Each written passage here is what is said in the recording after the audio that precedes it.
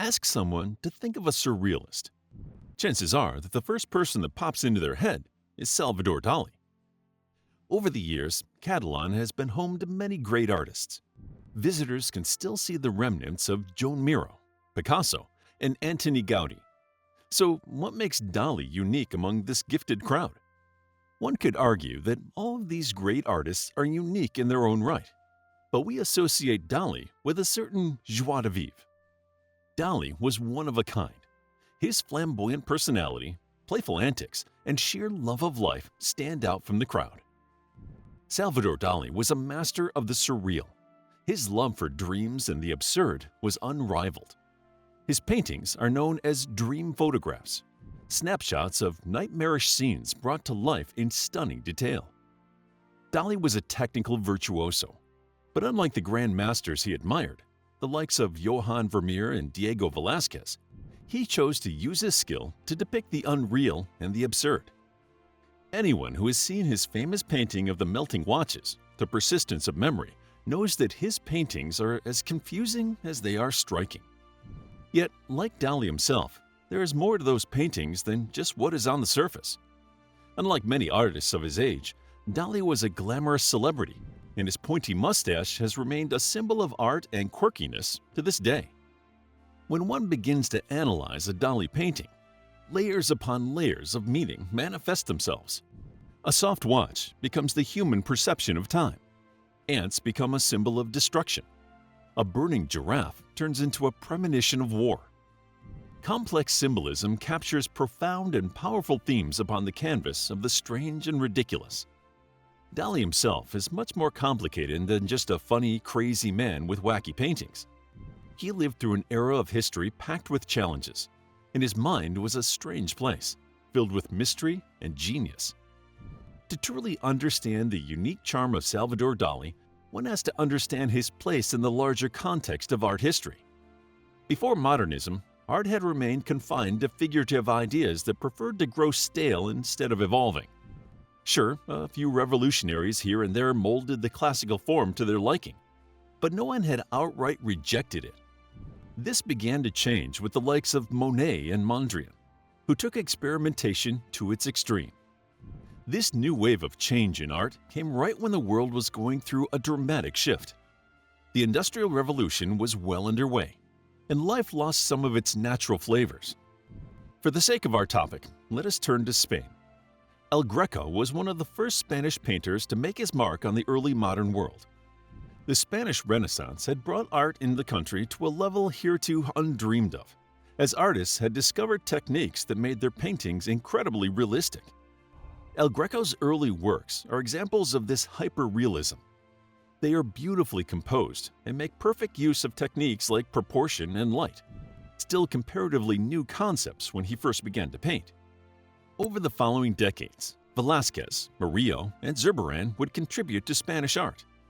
In the 18th century, another less traditional painter would arise, one who would become known as the father of modern art, Francisco Goya. Starting as a successful court painter for King Charles IV, Goya was another master of realism who would later turn to a more abstract style. Perhaps the greatest Spanish painter of them all, arguably unrivaled both in fame and his utterly groundbreaking work, was Pablo Picasso. Picasso's paintings, and there are thousands of them, started a new era in Spanish art. It was an era of free expression, experimenting with different techniques, mastering more than the art of the real, painting not only what is seen but also what is felt. It was into this era that another master was born, Salvador Dali. Dali was only 6 years old when he created his first painting, Landscape near Figueras. It's almost impossible to believe that a 6-year-old child created this beautiful piece of art. A Van Gogh-esque impressionist piece featuring distant mountains that tower over trees and buildings. The colors and brushstrokes are used with a skill that one would imagine reaches far beyond the abilities of a child that age. In 1914, when Salvador was 10 years old, his parents decided to continue encouraging his art by enrolling him in drawing school. Around this time, Salvador met his first real-life artist, Ramon Pichot. A tall, thin, friendly impressionist, Pichot was a friend of Picasso and quickly became a mentor to Salvador Dali. His next painting, finished when he was only 12 years old, reflected this new influence. Fiesta in Figueras shows a happy, well-dressed crowd reveling under bursts of fireworks that blur in twirls of light, not unlike the stars in Van Gogh's Starry Night. Salvador was well on his way to becoming a modern artist. Despite the insistence of his superiors and peers to focus on realist techniques, Dalí could not tame the beast inside him. As he was growing into an artist, Europe had dissolved into chaos. The First World War raged on, but it had little effect on Salvador's life. His family was well off and safe in Figueras, even if not for long, for tragedy struck in 1921. His mother, who he loved very much, died. "I could not resign myself to the loss of my mother," he wrote in his autobiography. Salvador railed heartily against his father's newfound distaste for art, and the two eventually came to an agreement. Salvador could study art, but he had to do it at the Royal Academy of Fine Arts in Madrid, where he could attain the title of a professor. School had introduced Salvador to Cubism, the art of which Picasso was the great master, and he experimented with this style as well as with hues of black, white, and gray. Madrid had also brought a sea of new people for Salvador to meet, and despite his many eccentricities, he made short work of becoming friends with a group of young artists like himself. These proved to be his formative years. Surrealism itself was still in its infancy in the early 1920s. The term was first used in 1917. Fittingly enough, it was used to describe the ballet Parade, which was costumed by Pablo Picasso in a characteristically imaginative fashion. Ultimately, though, this short-lived and dramatic movement was born in the mind of André Breton. Only 6 years older than Salvador, Breton was a Frenchman who had discovered a love of avant-garde art. He was not interested in morality or religion or reason. He was interested in expressing himself, fully and purely, and for that reason, he wrote the Manifesto of Surrealism in 1924.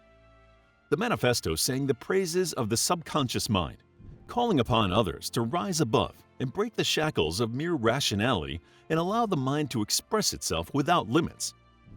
Dadaism, a similar avant-garde art movement that focused on the ideas of chance and meaninglessness, also caught Salvador's attention. He played with Dadaist art for a while, but Surrealism was ultimately what truly stuck. Free from the oppressive grip of his father's stifling hand upon him, Salvador began to explore more of his eccentricities, and his flamboyant nature began to develop.